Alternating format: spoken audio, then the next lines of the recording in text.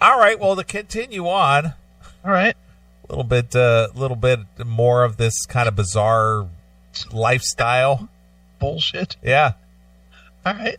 A Filipino maid is tied to a tree by her wealthy Saudi Arabian employers as punishment for leaving the furniture outside in the sun. Bitch, why? She better have learned her lesson. Yeah. A Filipino maid was allegedly tied to a tree as punishment for leaving the furniture outside in the sun. The woman named Lovely Acosta. Lovely Acosta? Lovely Acosta, Jim Acosta's sister. Oh, good. 26, had been working for a wealthy family in Saudi Arabia for several months. Wow.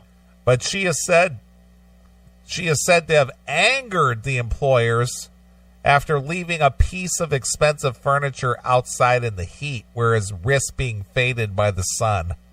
That couch will get a burn mark on it. Bring it in immediately and prepare for your lashes.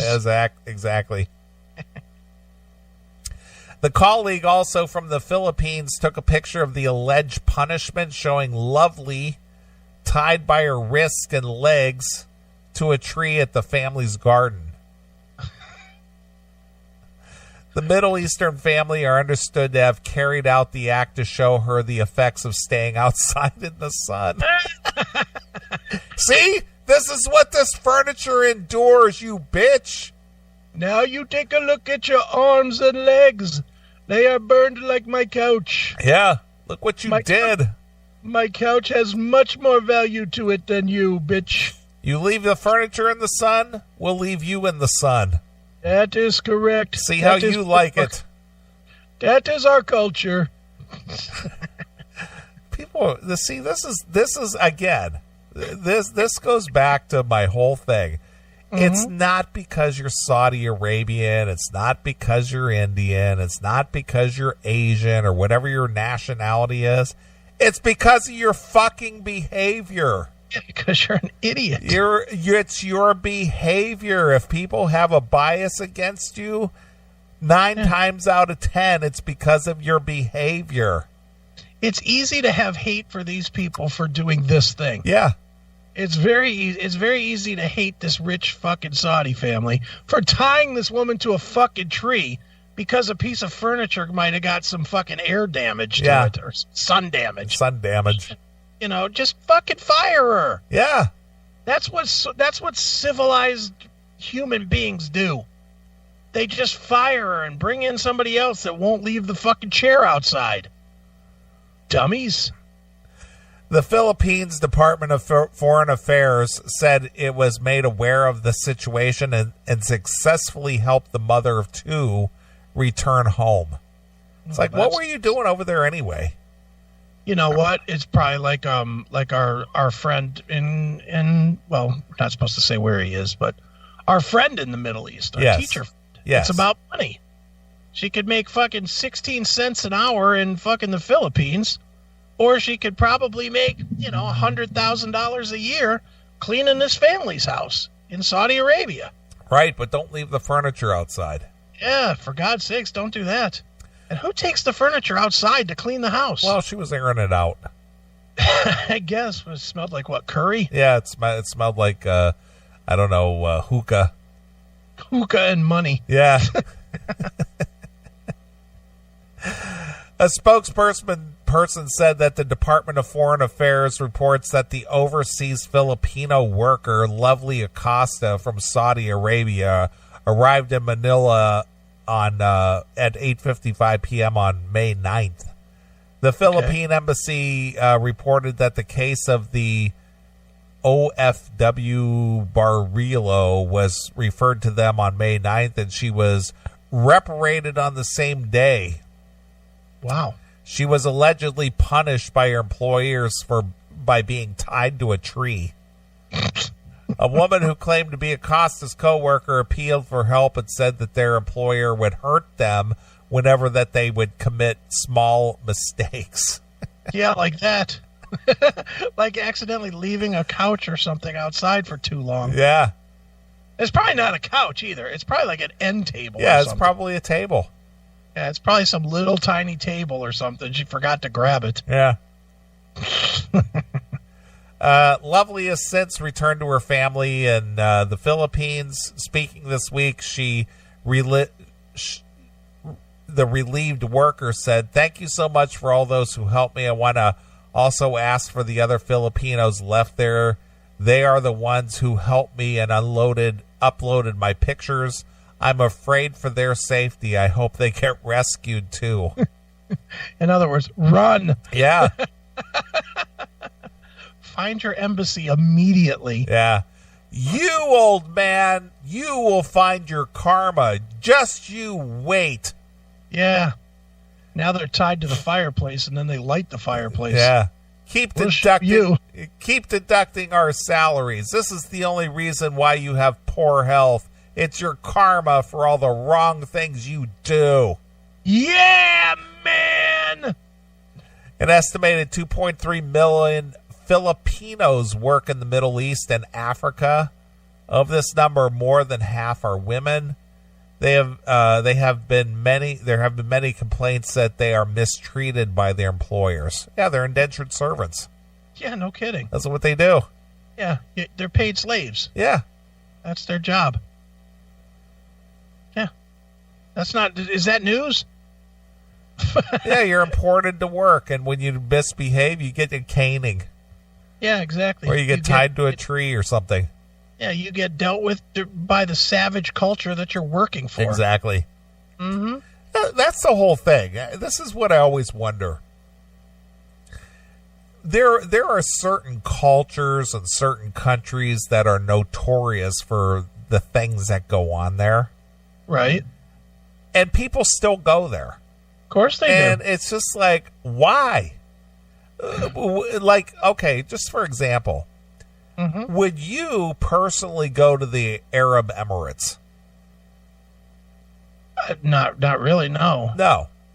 No. But people go, oh, they got beautiful hotels there, and they've got, they got these, these resorts, and they got this and that and the other, but their cultural rules are so restrictive, right, that if you are even accused of doing something, against their rules, whatever those rules might be, right, you could just your ass thrown in jail for years. Yeah, exactly. And it says, are you willing to risk that because you want to go to some beautiful resort? No, not at all. I don't get that at all.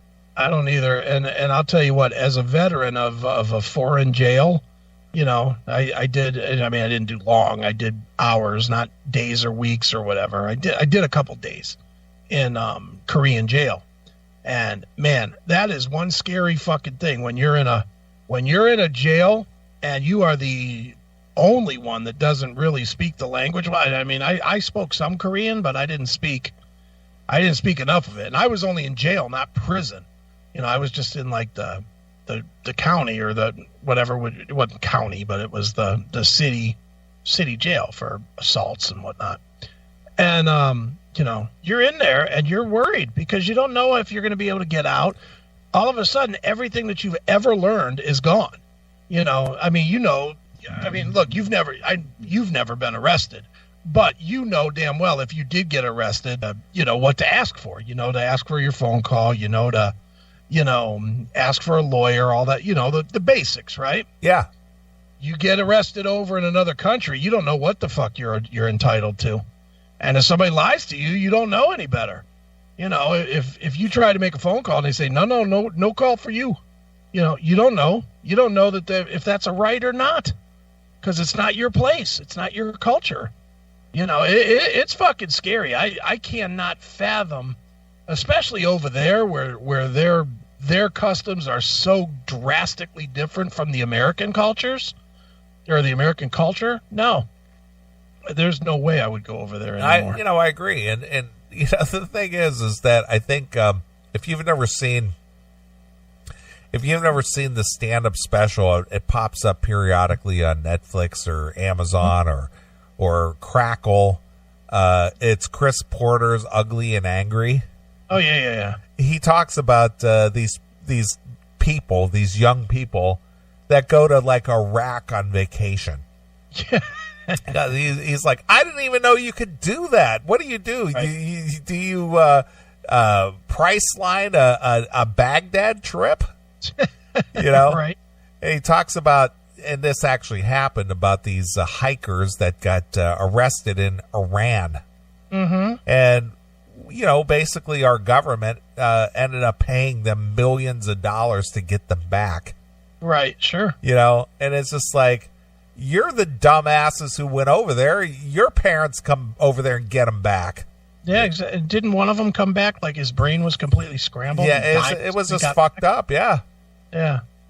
And it's just like, what are you doing over there? Why in the hell would you ever go to one of these places that are notorious for their issues?